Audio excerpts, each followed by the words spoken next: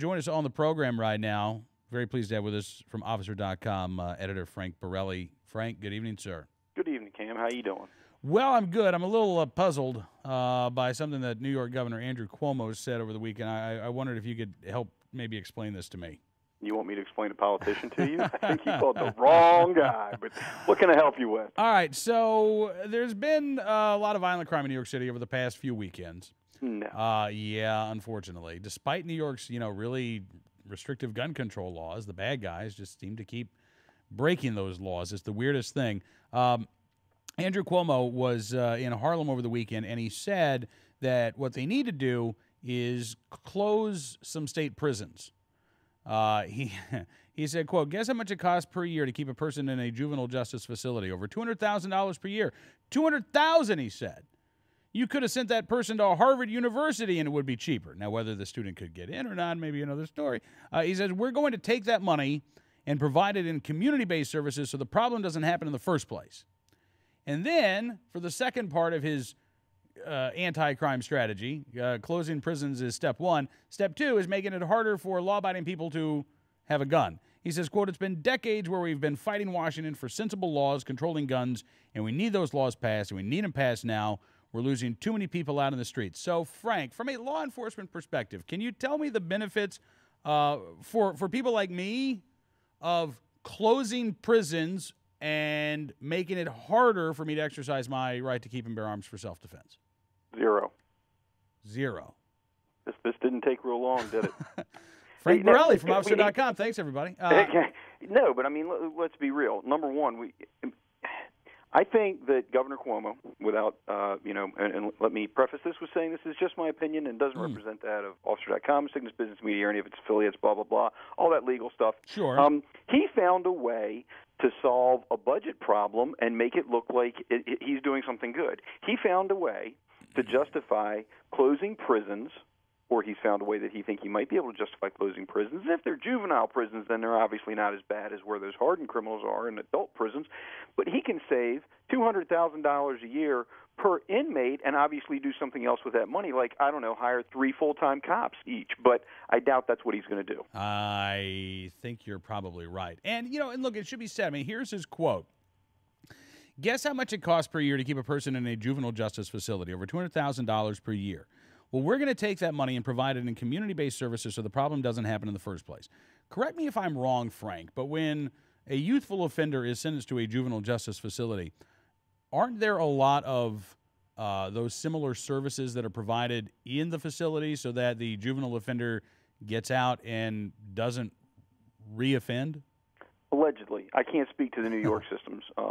Having spent my law enforcement career in Maryland, I do know that rehabilitation, training, and education are all part of the juvenile justice system. Here, I would assume it is in New York.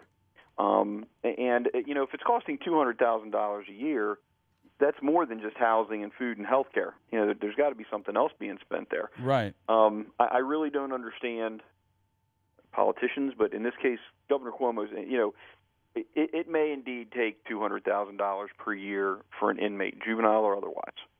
However, letting that person, letting a convicted criminal out on the street, and we're talking about if they close a prison, we're talking about in droves. We're not talking about one or two. Right. We're talking about dozens, hundreds. How many are we talking about? That we're just going to let out on the street while we are also cutting our law enforcement staffing. Something I was just talking to the president of the National FOP, Chuck Canterbury, about this.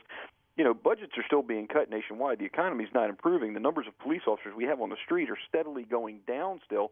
And now this governor wants to release criminals to go put them out on the street. And because, we don't want the crime rate to go up, I'm confused by his logic. We're going to make sure that the law-abiding citizens can't get firearms with which to defend themselves against these criminals.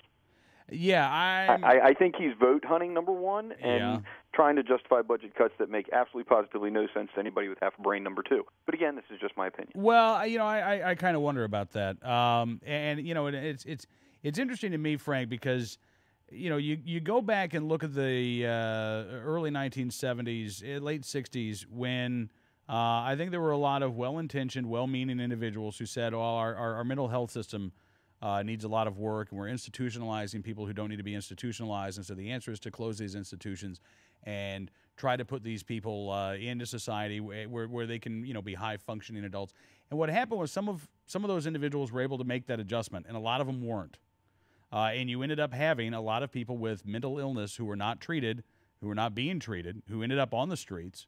And that was, I think, a disaster. I see the same idea being replicated here. That prison's not a good enough place to rehabilitate these individuals, no matter how violent their criminal history may be. The best place for them to be is out in the community, so they can establish, ties to the community or something like that. I just don't. Well, I just but don't see this that working out assumes real that they well. put any value on the community opinion, the ties to the community, what's societally acceptable and not. And let's be honest, if all that mattered, they wouldn't be in prison in the first place. But maybe I'm not. Hey, I found the article that you're talking about, or at least one related to this topic, and there happened to be a poll, and I had to vote. And the question was, do you think the state should close costly juvenile detention centers? And there's more to the question. It's essentially, and spend the money. There's three answers: yes, no, I'm not sure, and then one that says absolutely not. Closing prisons just means that criminals aren't held accountable for their actions. That's the one that's gotten 51% of the votes so far.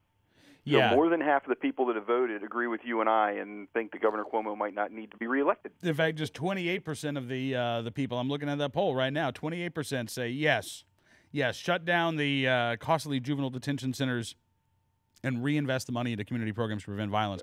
And it's not just the juvenile centers. I was looking at a story just a minute ago from, I believe, July of this year. There are, I guess, 8 prisons across the state that Governor Cuomo is looking at shuttering. So it may not just be for youthful offenders. Well, and in all honesty, he's not the first to do it. California's, they enclosed prisons, but they released a whole lot of convicted criminals early to cut their overhead, their budget. Because they've obviously they're broke in California. So, the governors, I think, are to some extent trying to do what they can to make ends meet in today's economy. But always with that eye on re-election rather than on doing the right thing or doing what's best for the community. All right. Well, listen, Frank, glad you could join us on the program, sir. Thank you again, and we'll do this again very soon. All right, Cam. Stay safe. All right, you too. Frank Borelli, editor-in-chief of Officer.com, join us here on the program.